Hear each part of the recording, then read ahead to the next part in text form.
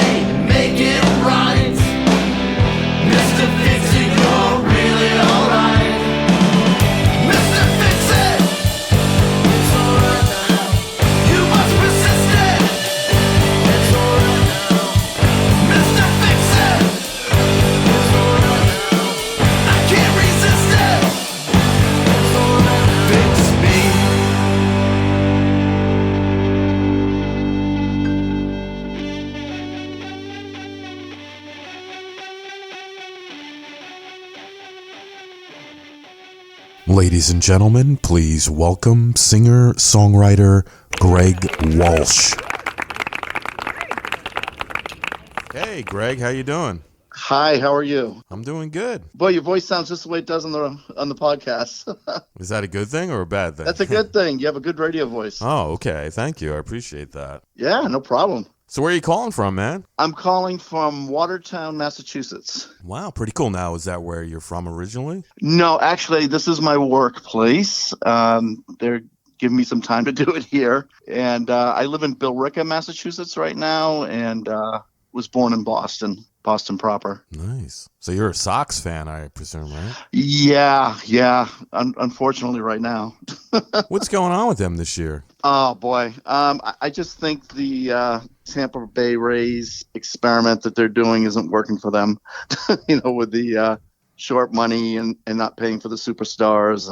And it's really catching up with their pitching, and the hitting started off really well, but just really tapered off quickly. Yeah, the Yankees seem to be tanking a lot, too. I mean, every year it's the same issue with them, with the pitching. Yeah, it's very strange. You would think that they would be able to get that right with the payroll they have, but I don't know. But, cream usually rises to the top. They have a lot of good players, so. Yeah, I mean, Aaron Judge is a great player, but even Garrett Cole. But you pay a guy like Garrett Cole that kind of money, and he has no support. He's the only ace on the team. Completely true. Yeah, absolutely. Yeah, it's messed up. But I mean, your team had a good run for a while too. Oh yeah, I mean, those championships came pretty fast and furious after the first one, and it was I mean, nothing will beat the first one after all those years. I think what was it, 100 years or something without a championship. Yeah. Do you miss? But do you miss yeah, Tito? go ahead.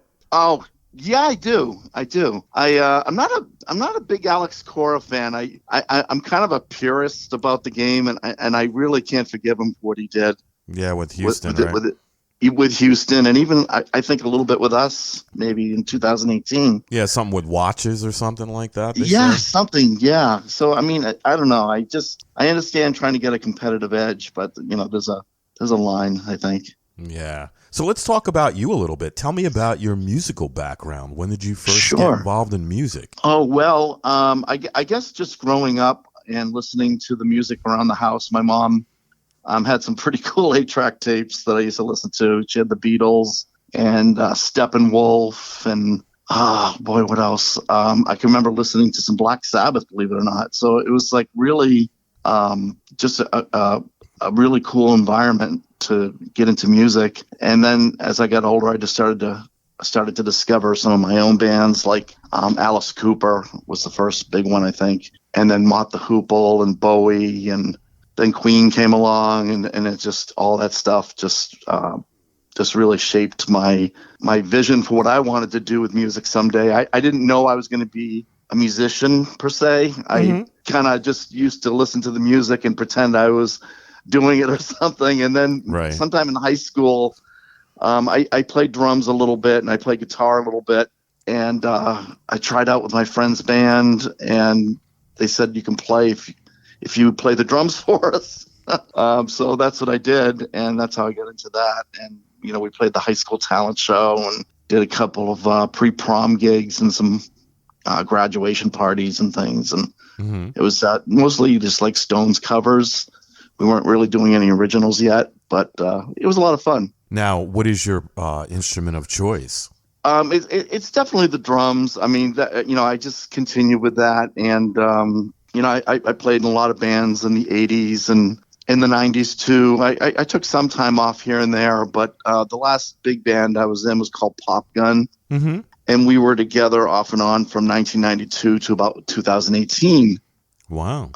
There were a couple of breaks, a couple of big breaks in between. I think one time we stopped playing for like 4 years, and then a friend of mine passed away who I was in a punk rock band with, and people were raising money for his tombstone and things, and a bunch of bands got together.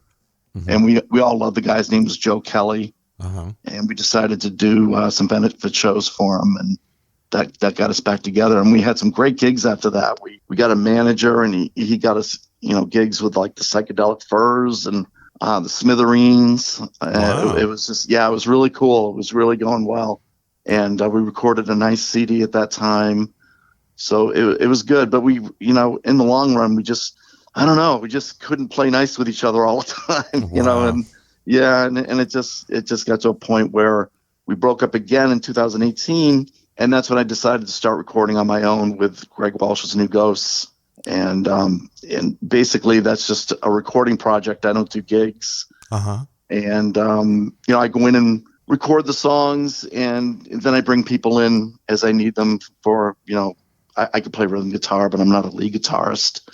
So I'll have guys come in who really know how to play. And I recorded this at Woolly Mammoth Sound in Waltham with David Minehan. Mm-hmm. I'm not sure if you heard of him, but he's like a local legend. He played with Paul Westerberg and the Replacements. He's their new guitar player. Wow. When they went on tour. So he really knows his stuff. And when you record at Dave's studio, he's always willing to pitch in and play a guitar track, which is, it's amazing. It's just something he doesn't have to do, but he always does it for people, and it makes the songs that much better. Nice. Now, New Ghosts, that's basically you and some hired guns. Is that correct? Yeah. Well, yeah, it turns out like what I'll do is I'll go in and bring a song into Dave, and we'll discuss the arrangements, and then we'll come up with the beats per minute type of thing, and put down a click track or some type of rhythm track, and I'll put down a scratch vocal and a scratch guitar, and then somewhere around that time I'll put the real drums down. Mm-hmm. And then as I build up the songs, I'll I'll do a better guitar track, bring in a bass player, bring in a guitar player. Jim Melanson, Pop Gun's guitar player, played on a lot of tracks. He's an amazing player. And as I mentioned, David Minehan played, and my son Dylan, who is just incredible, played on a lot of songs, guitar, bass, piano, just an all-around talented guy. And he even wrote the tune to one of the songs, Blank Tape, and I put the words to that. So I tend to use the same guys, but that doesn't mean I'll do that forever. As I go along, I might, tap someone else's shoulder and see if they'll come in and help out as well. Cool. Now, do you sing on all the tracks? I do. For better or for worse. Very cool. Yeah. And, I'll do that, and then I'll put some backing vocals down. And again, those friends of mine will help out with those. Jim is an especially great vocalist and really just adds some great harmonies to everything. So, and the songs build up slowly. Sometimes it takes months to get it to where it really should be. And of course, the pandemic didn't help either. We were sort of on this. It's funny, too, because I wanted to record during that time, but all the other bands had the same idea because they couldn't gig. So It was actually kind of hard to get some studio time. Mm-hmm. Now, you mentioned a few moments ago that you've played drums, and now you mentioned that you sing, too. Now, growing up, who were some of your musical influences? Who inspired you to play? Sure. Definitely, I would say Mott the Hoople was a really big influence. When I first heard the All the Young Dudes album and I saw them on Don Kirshner's rock concert, mm-hmm. I was just floored, and I just love the lyrics that Ian Hunter came up with, and his first solo album is still one of my favorite albums of all time. Just a very intelligent songwriter who knows how to get the message across without maybe being too heavy-handed, as some other people can be. But that's not to say that some of his subject matters aren't very heavy, but he just presents it in a way that's, easy to absorb, I think. And the fact that he, isn't known as the greatest singer in the world, I think probably helped me gain some confidence knowing that I could probably do some of that without having a voice like Freddie Mercury or something. Yeah. Well, there are some drummers who converted to being frontmen, like Phil Collins and Dave Grohl from the Foo Fighters, people like that. They did an incredible job. I'm just beginning to become a real big Phil Collins fan, believe it or not. I just didn't hear it back in the old days, but he was really what that band needed. And of course, Dave Grohl is just amazing, a genius. Yeah, he is. I mean, not only the music, but that documentary he did on Sound City. Mm-hmm. Oh my God, that thing was just so well done. And I think that was his first documentary. I don't know how you do that right out of the gate, but it's an amazing thing to think about. Like, if things didn't happen the way they did for Nirvana, would he have ever come out of the shadows? No, that's a very good point. I agree with you on that. And I watched the behind the music with Phil Collins and Genesis, and how Peter Gabriel left and wanted to pursue a solo career. And he, Phil was like, I kept auditioning people, to sing, and I just couldn't get the people to sing the songs that I wanted the way I wanted to. So I just stepped up and did it, and it turned out to be, the best move of his career, I think. Don't you? My God. What a juggernaut they were in the 80s. It was crazy. Yeah, all those videos they put out. I mean, they had some pretty cool videos back in the day, Genesis. They really did. Yeah, they were way ahead of their time, and those just the concert presentations too. I mean, I've seen some videos from that time, and I just, like I said, I didn't get it at that time. I'm not sure what my problem was. Sometimes it takes me a while to get into something. When I first heard the Pixies, I didn't really get it either, and then as time went on, I said, wow, there's real pop songs underneath all this maniacal guitars and vocals, and right. And of course, they had a huge influence on Nirvana too. Exactly. I remember, I love the video, Land of Confusion. They had all the puppets in there and they looked just like them. Oh, that was, again, way ahead of its time. Yeah, really, really clever. And I like that song. I can't remember the title of it. It was about walking or something, and they're all just walking in unison with each other. And I Can't Dance, I think it was called. yeah, I think it was. Yeah, And they were like kind of like walking, like strutting with their arms moving and stuff. Loved it. I just love that. It was so great. Yeah, that was awesome, man. You can't beat videos like that. No, definitely stuff. Not. Now, this podcast is going to feature 2 tracks from your latest release. You Took My Soul, But I Kept the Heart. I'm going to play Mr. Fix It and Counting Down to Zero. What's the story behind those 2 songs? Sure. Yeah. Mr. Fix It. I know I've said this before in another interview, but I was listening to Spotify and Cheap Trick's Everything Works If You Let It came on.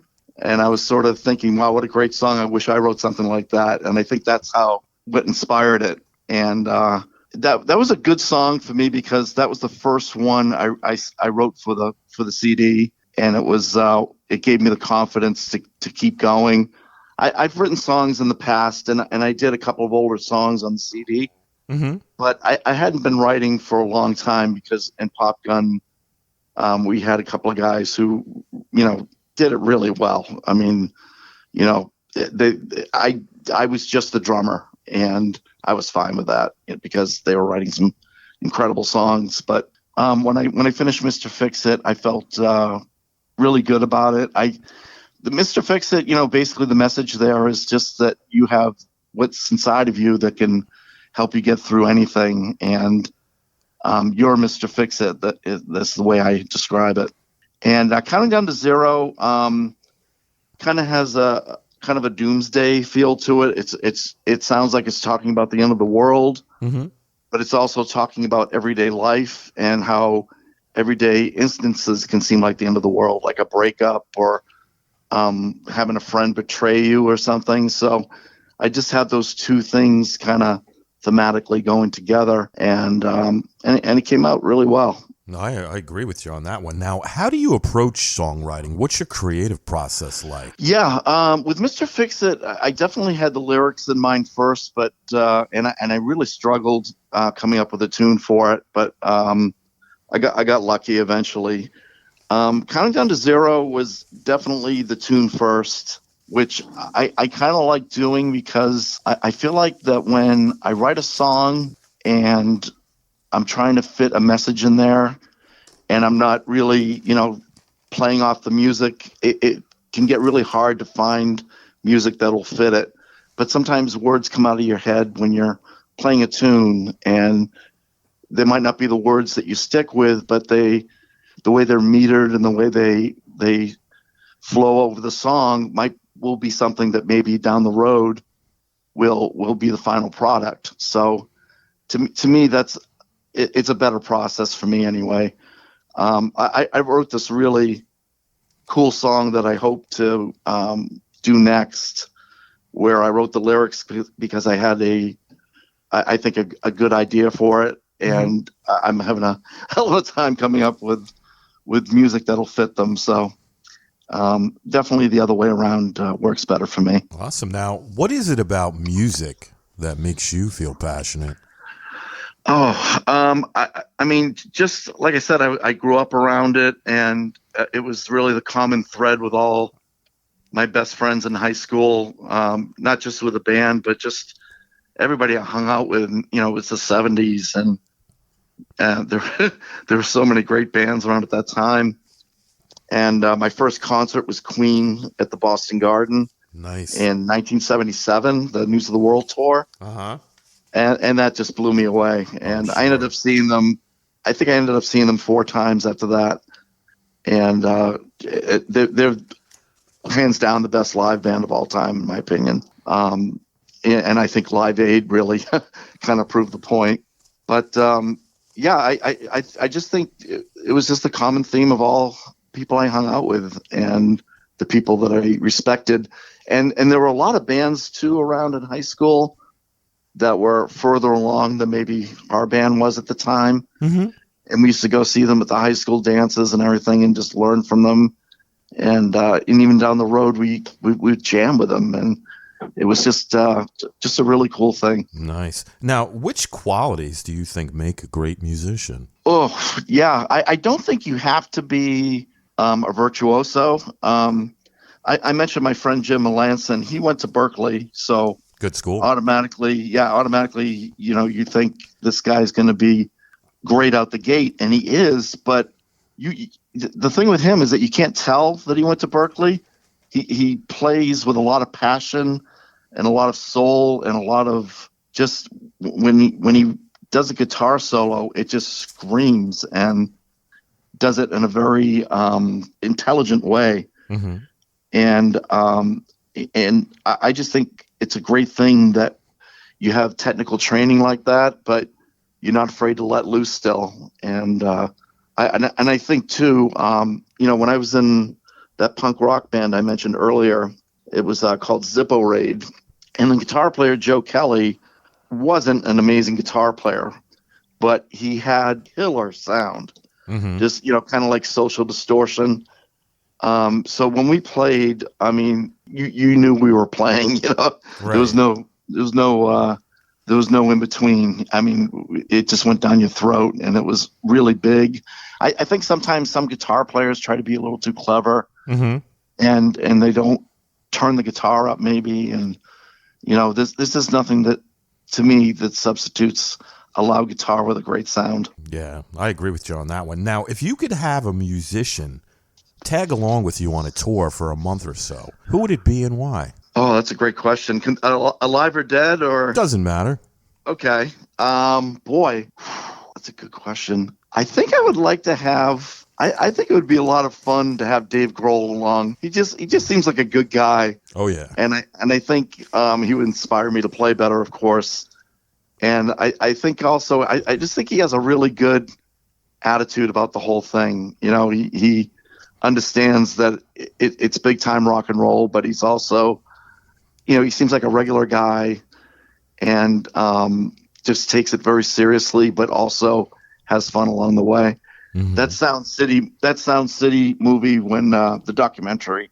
It's great. That Sound City documentary, when he went into the house and was recording there with the kids around and everything. I just thought that was great. Yeah, he definitely gives back. Yeah, he does. Absolutely. I think. Do you ever see that one concert where he calls the guy? I think he calls him Kiss Face or something. There was a guy dressed up as Kiss guy. I just saw it, and he calls him up on the stage, and the kid wound up being like a guitar virtuoso. And he's like, it was ridiculous, shredding like crazy, and he's jamming along. I mean, it was.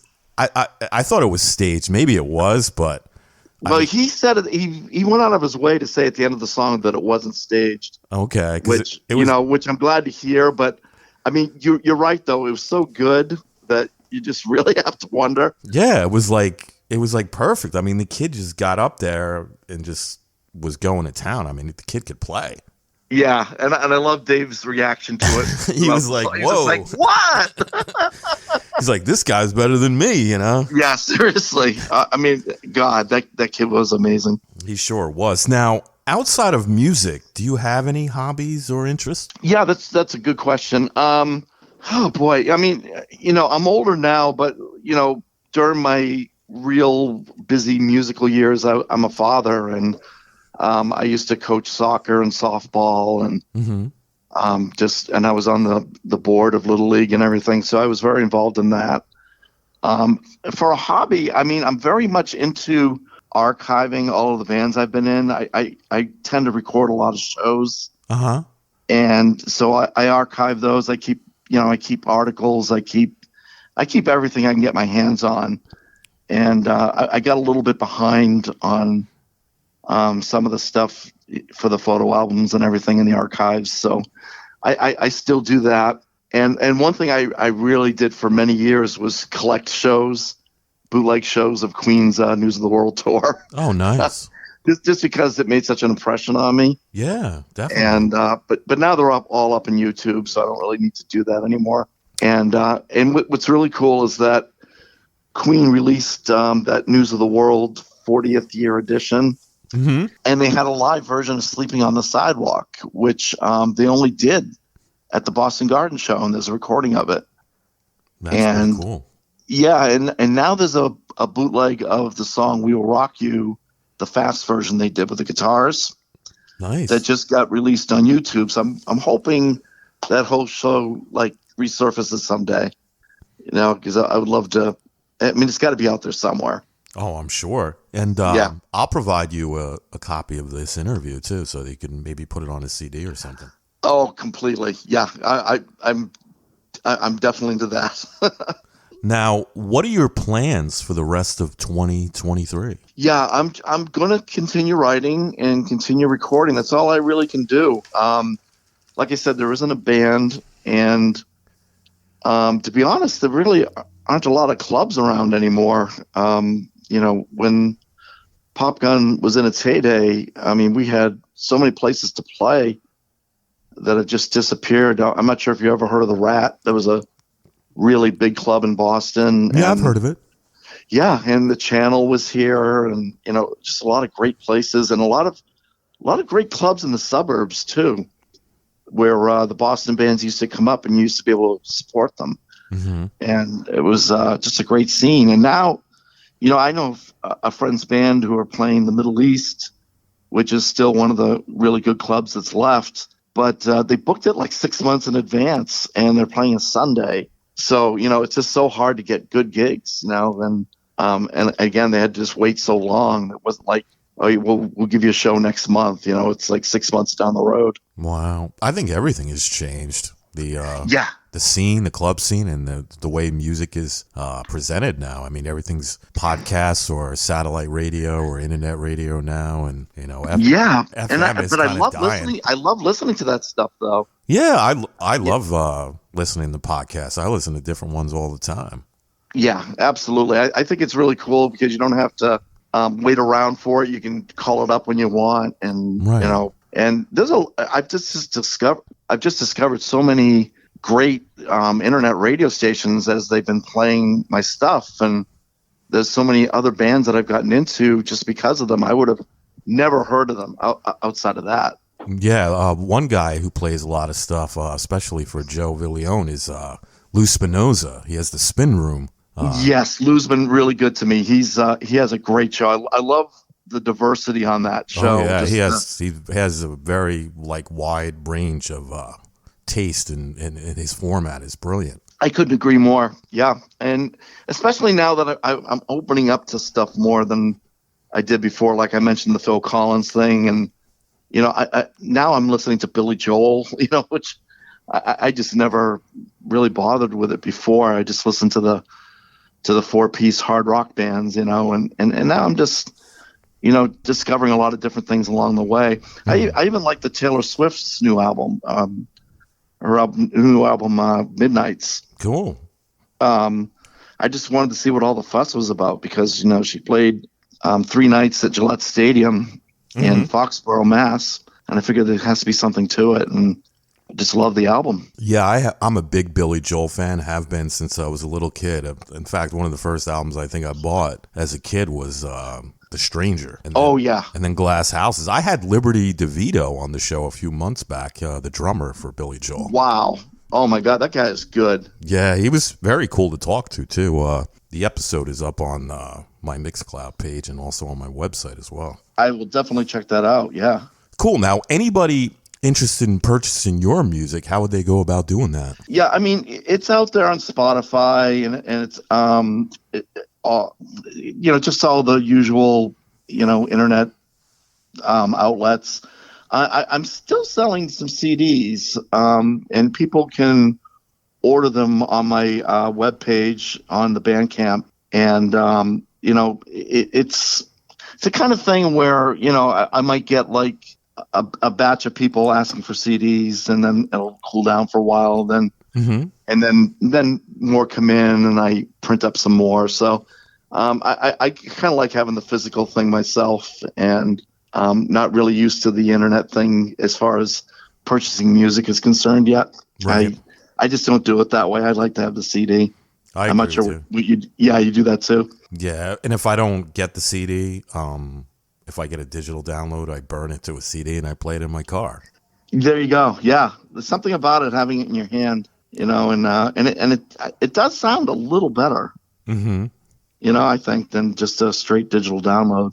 Yeah, I agree with you. Now, is there anything you'd like to mention that we didn't talk about today? Oh boy, just that this is just a fun thing for me at this point. A hobby. I'm not ready to go on tour at this point. I'm not that of that age right now. So it's just something I want to keep doing while I can. Mm-hmm. I know a lot of people who are older who are still playing, and I get it.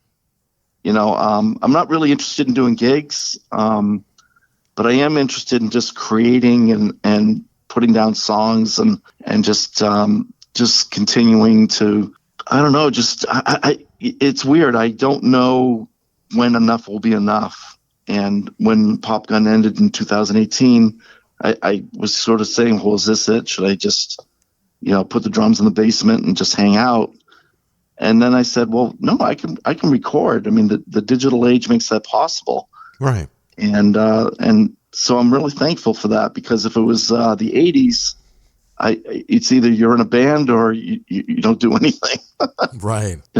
Yeah. So, I mean, you can always continue to record music and put it out there, and there's an audience for it. There is. Yeah. I mean, I'm really surprised at some of the places where I've gotten airplay. I mean, I get a lot of airplay in Spain for some reason. That's awesome. Yeah, it really is. But it's, at the same time, it's really funny because there's a local podcast in Beverly, Massachusetts, which isn't too far from me, and she won't play me. I send her so much stuff, and she never plays it. And wow. But I want to say to her, I'm big in Spain, though. Yeah. Well, Lou Spinoza, he's from that area, right, where you are? Yeah, Lou, I'm not really sure where he's based. I know he is Massachusetts, though. Yeah, he's a good guy. And you're in Florida, right? No, I'm in Myrtle Beach, South Carolina. Oh, my goodness. I don't know why I thought you were in Florida. Okay. I'm actually in a town called North Myrtle Beach. It's closer to, North Carolina. Very cool. Have you ever heard of a band called Witch Pit? No, I haven't. They're from South Carolina, and you should check them out on YouTube. Yeah, I'll have to check them out. Maybe I'll have them on the show. Kind of Black Sabbath meets hardcore. It's really cool. Very cool. Yeah, I'll have to check them out. Maybe I'll have them on the show. You should. Yeah, they're the real deal, and their audience is really growing.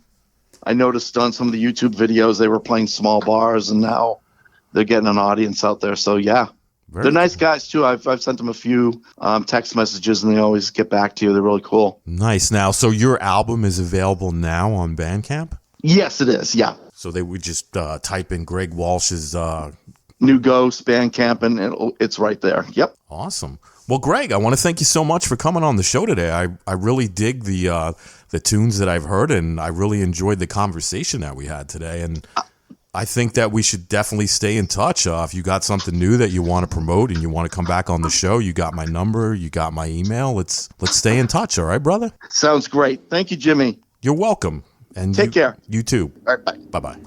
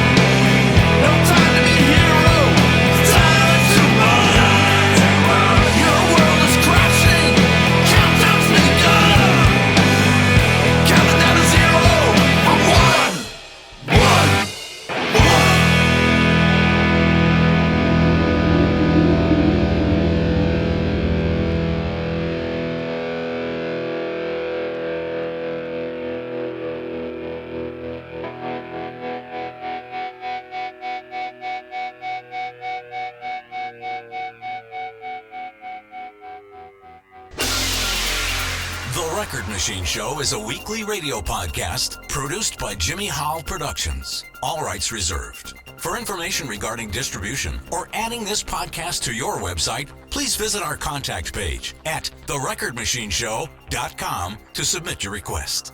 Thanks for listening. See you next time on The Record Machine Show. The Record Machine Show.